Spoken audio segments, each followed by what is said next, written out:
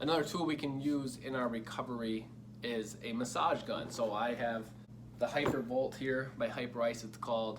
It's one of the top ones in the industry when it comes to percussion tools, but you can find them fairly accessible on Amazon or other websites. They're typically much cheaper than this version.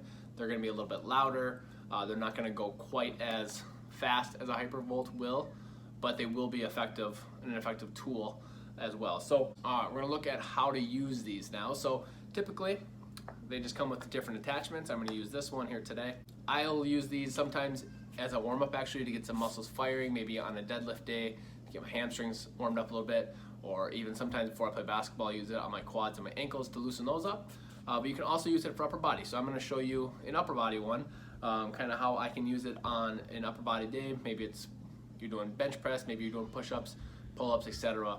These can be a good tool. So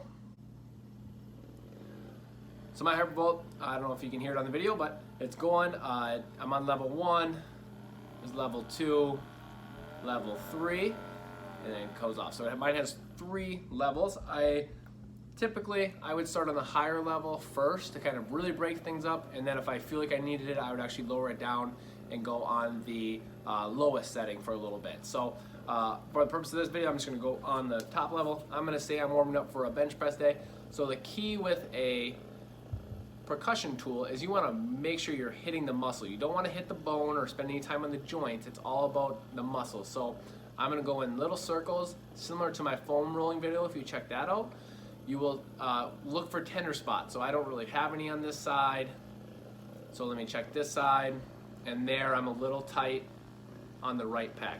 So again, I would spend some time until I almost feel it release a little bit there, okay? So the chest is one spot we can do. Another favorite spot of mine is the neck or the trap up here. It gets fairly tight often, especially if we're sitting at a computer desk.